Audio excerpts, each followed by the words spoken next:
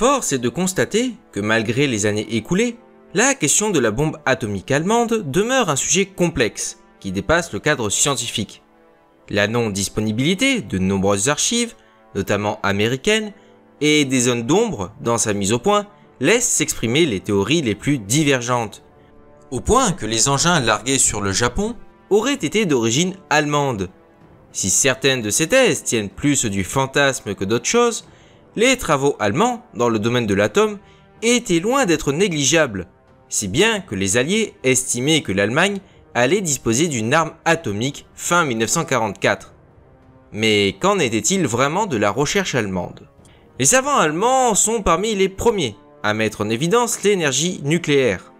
Fin 1938, Fritz Strassmann et Otto Hahn, alors directeurs du KWLFC, mettent en lumière la fragmentation de l'uranium en 2 noyaux plus légers.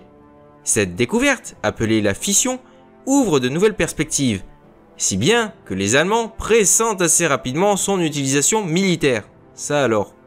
Ainsi, le professeur Hartek de l'université de Hambourg et le physicien William Cross informent le 24 avril 1939 le ministère de la Guerre que cette avancée pouvait avoir des, et je mets des guillemets, applications spéciales.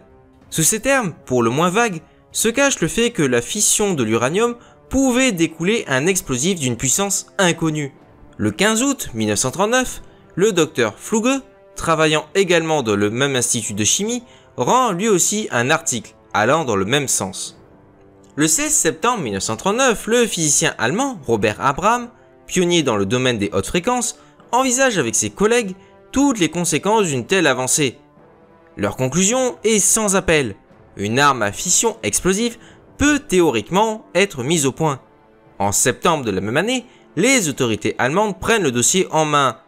Ainsi, le bureau militaire de l'armement confie au docteur Kurt Dniepr, spécialiste des questions nucléaires, la coordination de l'ensemble des travaux.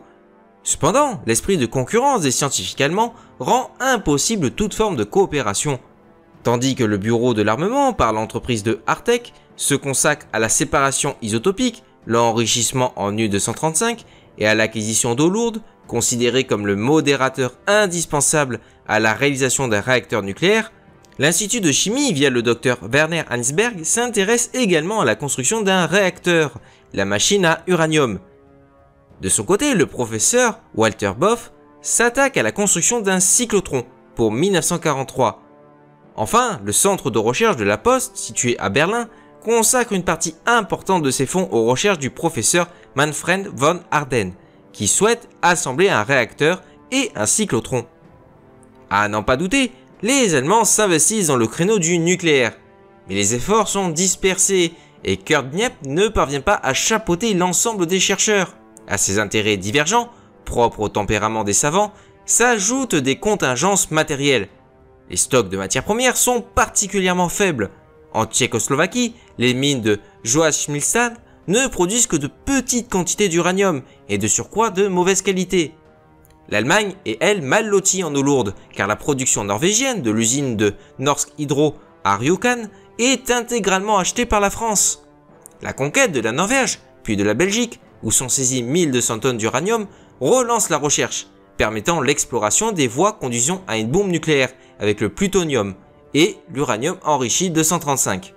Les retombées envisagées sont alors considérables, obus durcis, propulsion des sous-marins, réacteurs destinés à la production d'énergie, d'autant que les scientifiques allemands progressent rapidement avec la construction de 3 réacteurs d'études, non opérationnels toutefois, par Heinsberg et la réalisation d'une pile d'études par Hartek.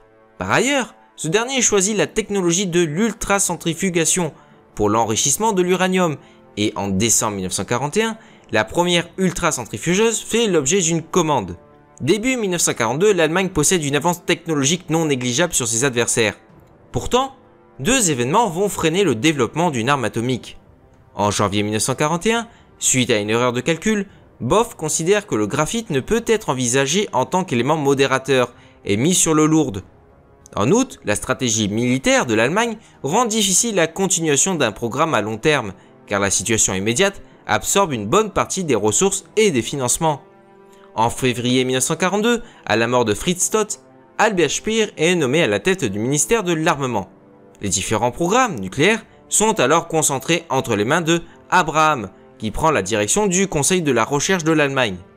La réalisation d'une bombe A est alors évoquée lors de différentes réunions, mais les délais envisagés sont de plusieurs années. Ainsi, le 23 juin 1942, Speer informe le dictateur de l'avancée des travaux. Pendant ce temps, la recherche allemande continue son cheminement avec l'assemblage de la pile inaugurant la première production positive de neutrons. De plus, les essais de l'ultracentrifugeuse se révèlent concluants. Observant une démarche scrupuleusement universitaire, Esso et ses confrères procèdent étape par étape afin d'apporter la preuve par l'expérimentation de calculs théoriques.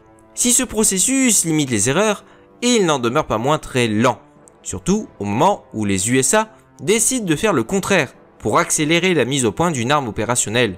En octobre 1943, Walter Gerald de l'université de Munich remplace Esso et décide de passer à la vitesse supérieure. Pourtant, dans les faits, les savants allemands ne parviennent toujours pas à coordonner leurs efforts. Pire encore, chacun travaille dans son laboratoire et accapare une partie des maigres ressources en matières premières, notamment en eau lourde, seul modérateur de neutrons retenu depuis la mise à l'écart du graphite. L'année 1943 est-elle marquée par le pilonnage des centres de recherche et des usines, dont celle de Norvège, par l'aviation alliée. Les stocks d'eau lourde sont alors insuffisants pour faire fonctionner les piles dans lesquelles une réaction en chaîne contrôlée aurait pu être déclenchée. La construction d'une nouvelle unité de production d'eau lourde est également compromise par l'activité aérienne. Iceberg parvient néanmoins à trouver une solution de substitution en enrichissant de l'uranium en U-235, ce qui permettrait de remplacer l'eau lourde par de l'eau ordinaire purifiée comme ralentisseur des neutrons. La technique de l'ultracentrifugation est alors améliorée par Artec. Les essais sont plutôt encourageants car le taux d'enrichissement atteint les 0,9% par jour. Des machines à double rotor sont alors demandées, mais les réalliés détruisent les laboratoires de Kiel où devait s'effectuer leur montage. Tout est alors déménagé sur Finbourg en Brisgau et une douzaine d'ultracentrifugeuses sont construites. Là encore, les résultats dépassent les espérances et afin de passer à une production plus conséquente, une importante commande est passée dans le but d'équiper une nouvelle usine bâtie à Kandern. Toutefois, l'avance des troupes alliées force, en septembre 1944, les scientifiques à un nouveau déménagement. Cette fois, c'en est fini des espoirs allemands dans le domaine nucléaire, car malgré des avancées significatives, à l'instar de la méthode électromagnétique séparant les isotopes de von Harden, le temps et les moyens manquent, et aucun des travaux compensés n'est mené à son terme. Si la possession d'une bombe A par l'Allemagne paraît improbable, du moins avant la fin de la guerre, la mise au point d'une arme radiologique dite SAL est plus plausible, car aucune réaction de fission ou de fusion n'est nécessaire. Le projectile se présente sous la forme d'un conteneur renfermant des matériaux radioactifs au centre desquels se trouve un noyau d'explosifs conventionnel. Son utilisation disperse alors une pluie de particules radioactives sur l'objectif, contaminant ce dernier sur une large échelle et sur une longue période. Le but principal n'est donc pas de détruire, mais de polluer une zone géographique et les personnes qui s'y trouvent, par des radiations directes. De fait, parallèlement à la recherche sur la bombe A, les équipes de Artec et de Boff, ainsi que de l'Institut de la Reichspost avec von Harden et Ottermann, travaillent à la conception d'engins radiologiques. Ces travaux auraient, selon l'historien britannique Geoffrey Brooks, débouché sur l'assemblage de ces armes à Ohrdruf et dans une usine souterraine contrôlée par la dans le Harz. 2 conteneurs de 1000 kg dont la description correspond à des bombes radiologiques auraient d'ailleurs été détruits par les troupes françaises à Erkeloch. L'historien berlinois Rainer Karsch mentionne en outre le test de 2 bombes A dans la Baltique en octobre 1944 et à Ohrdruf en mars 1945 qui pourraient être en réalité des armes radiologiques.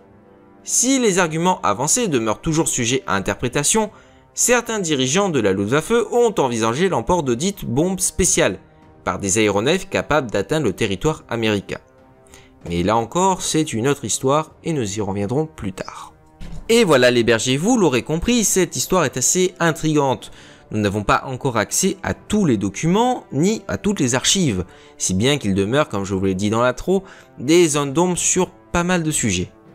Sur ce, si la vidéo vous a plu, n'hésitez pas à vous abonner. Et sur ce, je vous dis à ciao, bonsoir.